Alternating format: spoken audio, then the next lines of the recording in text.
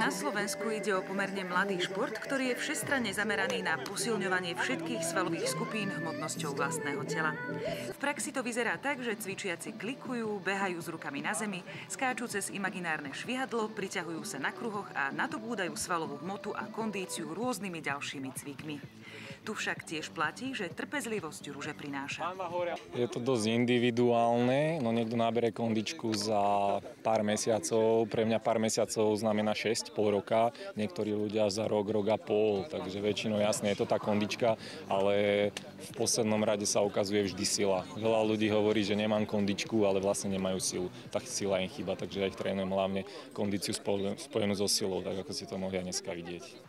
Žilinského trénera Bodybeat Workoutu do areálu základnej školy na Komenského ulici dotiahli poprvýkrát Púchovčania ešte v júni. V podstate ja som začal chodiť do Žiliny trénovať asi pred 2 mesiacmi a popri tom sme sa tak nejako bavili, že možno by sme mohli niekedy vyskúšať nejaký tréning v Púchove, že uvidíme, skúsime osloviť nejakých známych a tak, že to príde a či vôbec bude o to záujem. Myslím si, že prišlo možno až viac ľudí, ako som očakával. Ohlasy boli na pospolu dobré, napriek tomu, že mnohí, ktorí vyzerali, že už majú čo to v posilňovni odtrénované, pri opakovaniach niektorých cvikov veru mali čo robiť. Ja mám veľmi prešpekulovaný systém pre ľudí, pretože momentálne už na Slovensku vyrastá veľa takýchto workoutov, ale všetko sú to väčšinou chalani, ktorí to len skúšajú, hlavne hneď na tých razdách a na brádlach, ale k tomu sa treba nejako dostať.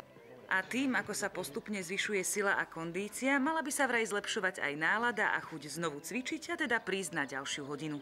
Toto je super, lebo je to všestranné, dá sa cvičiť vonku, dá sa cvičiť pod strechou, dá sa cvičiť telocviční, sa tu beha, skáče, klikuje, na hrazde sa zdvíha, čiže ten šport je tak všestranný, že fakt, že každý ten tréning môže byť úplne iný, čiže ten stereotyp ako keby nikdy nemohol prísť. Ľuďom sa to väčšinou páči, všade, kde prídem, akože chodím už aj do iných miest a vždy si ma ľudia vyžiadajú, tak ja rád prídem aj na budúce. Verím to, že sa táto akcia bude opakovať a bude sa to rozširovať v Púchove.